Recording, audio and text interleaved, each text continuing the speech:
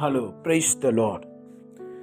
இந்த நாளுக்கான வேத வசனம் ரோமர் 12ஆம் அதிகாரம் வசனங்கள் 9 மற்றும் 10வது வசனம். உங்கள் அன்பு மாயமற்றதாய் இருப்பதாக, தீமையை வெறுத்து நன்மையை பற்றி கொண்டிருங்கள். சகோதர சிநேகத்திலே ஒருவர் மேல் ஒருவர் பட்சமாயிருங்கள். கனம் பண்ணுகிறதிலே ஒருவருக்கொருவர் முந்திக் கொள்ளுங்கள் என்று இந்த வார்த்தையிலே வாசிக்கிறோம். இந்த வசனம் கொலோசியர் 3:14 நமக்கு சொல்லுகிற ஒரு காரியம். உங்கள் அன்பு அது பரிசுத்தமானதாய் இருப்பதாக, மாயம் இல்லாததாய் இருப்பதாக என்று சொல்லி நாம் வாசிக்கிறோம். That love is the crowning garment God commands us to wear. அந்த அன்பை ஆடை போல தரித்து கொள்ள தேவன் செய்கிறதை சொல்லுகிறதை நாம் கவனிக்க வேண்டும். அது ஒவ்வொரு நல்ல குணத்தையும் கொண்டுள்ளதாய் இருக்கிறது. ஒவ்வொரு காரியத்தையும் அந்த உண்மையான தெய்வீக அன்பு நம்மை உற்சாகப்படுத்துகிறதாய் இருக்கிறது.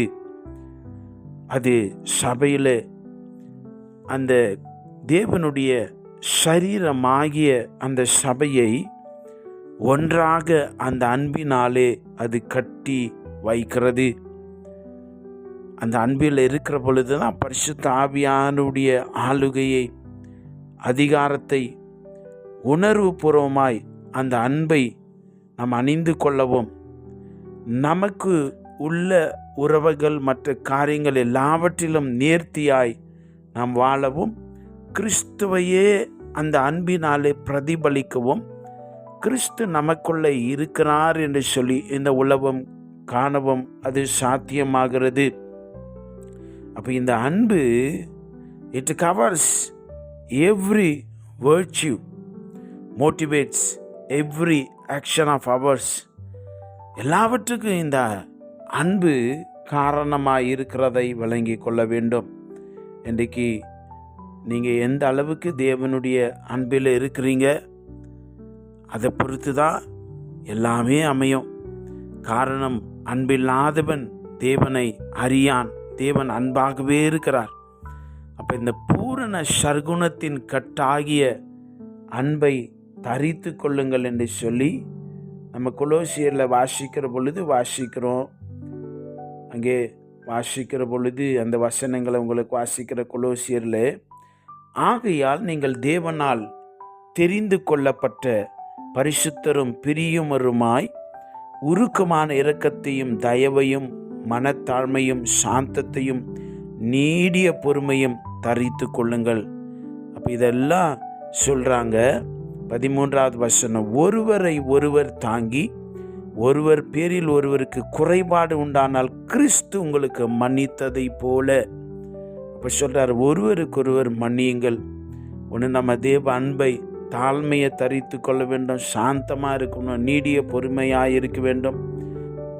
கொலோசியர் 3:14 வாசிக்கிற பொழுது, இவை எல்லாவற்றுக்கிலும் பூரண சர்க்குணத்தின் கட்டாகிய அன்பை தரித்து கொள்ளுங்க.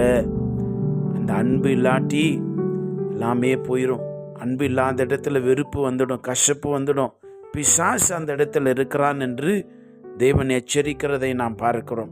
அந்த அன்பை தரித்து கொள்ளுங்கள் என்று சொல்லி அங்கே வாசிக்கிறோம். தேவ சமாதானம், அப்போ தான் தேவ சமாதானம் உங்கள் இருதயங்களில் ஆளக்கடவது. இதற்கென்றே நீங்கள் ஒரே சரீரமாக அழைக்கப்பட்டீர்கள், நன்றி அறிதல் உள்ளவர்களுமாய் இருங்கள் என்று அந்த வசனத்தில் வாசிக்கிறோம்.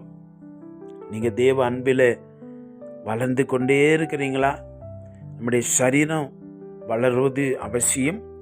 அதை பார்க்கலாம் பல மடங்கு ஒரு முக்கியமான ஒரு காரியம், இயேசுவின் அன்பில் அனுதினமும் வளர்ந்து கொண்டே இருக்க வேண்டும். We have to keep growing in the nature of Jesus and in the godly love.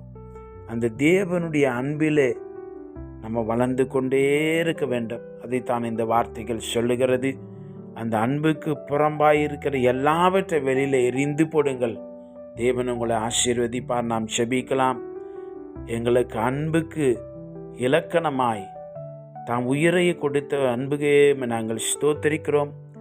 இந்த நாளிலும் உம்முடைய பிள்ளைகள் உம்முடைய அன்பை தரித்து கொள்ள, உம்மை சார்ந்து கொள்ள நீர் உதவி செய்ய வேண்டுமாய் நாங்கள் செபிக்கிறோம்.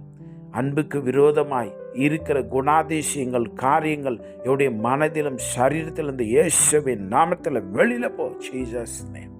உடைய அன்பினால் உடைய பிள்ளைகளை கர்த்தராஜா, குடும்பத்தில் ஒருவர் மேல் அன்பு, சபையில் ஒவ்வொரு குடும்பத்தின் மேலும் அன்பு, வேலை செய்கிற இடத்துல அன்பு, ஆண்டவரே உம்முடைய அன்பை பிரதிபலிக்க கிருபை செய்யும். எங்கள் மேலே நீர் வைத்திருக்கிற அன்புக்காய் கோடி கோடி ஸ்தோத்திரம்.